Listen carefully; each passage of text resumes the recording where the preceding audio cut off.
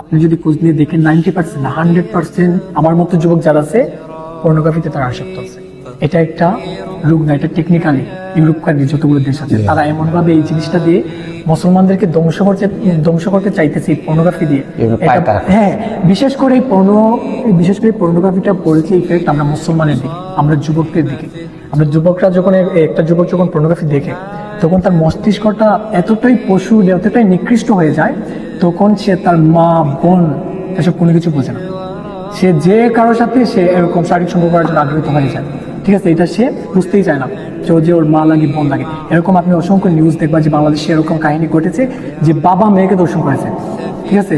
ভাই বোন মিলে তার দর্শন করতে করতেছে, এরকম অসংখ্য কাহিনী আছে, নিউজ চ্যানেল আপনি চেক করে দেখতে পারবেন। তো এটা হচ্ছে আমরা মুসলমানদেরকে ধ্বংস করার একটা মূল একটা অস্ত্র পর্নোগ্রাফি।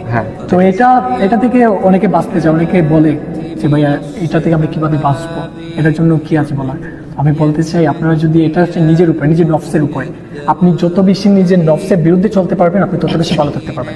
তো এখন দেখো এখানে আমার একটা পরামর্শ হইল যে এখন যে তাদেরকে মানে ভুল ইনফরমেশন দিয়ে তাদের মস্তিষ্ক বিকৃতি করে তাদেরকে উদ্বুদ্ধ করতেছে, সেই উদ্বুদ্ধ থেকে পরিত্রাণ পাওয়ার একমাত্র পথ হইল তাদেরকে সঠিক পথে পরিচালিত করা।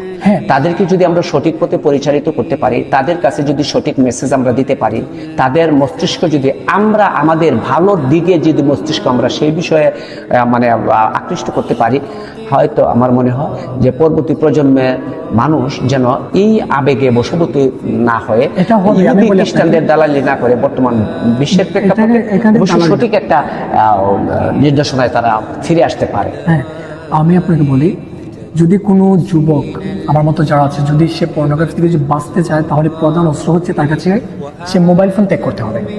আমি বলি আপনাকে, ধরেন আমাদের কোনো একটা জিনিসের প্রয়োজন এবং ওই জিনিসটা যদি আমার কাছে না থাকে তো আমি এই জিনিসটা তো ইউজ করতে পারবো না। তো পর্নোগ্রাফি দেখতে হলে তো আপনার একটা মোবাইল লাগবে। তো আপনি যতক্ষণ না পর্যন্ত এই মোবাইল ফোন ত্যাগ করতে পারবেন না ততক্ষণ পর্যন্ত একটা যুবক যার পর্নোগ্রাফিতে আসক্ত আছে বর্তমানে তারা এই পর্নোগ্রাফি থেকে বের হয়ে আসতে পারবে না। তো তাদের জন্য আমি বলি তারা এই পাপ থেকে যদি আসতেই চায় সর্বপ্রথম মোবাইল ফোন ত্যাগ করতে হবে, বিশেষ করে যারা এই লাইনে আসক্ত আছে।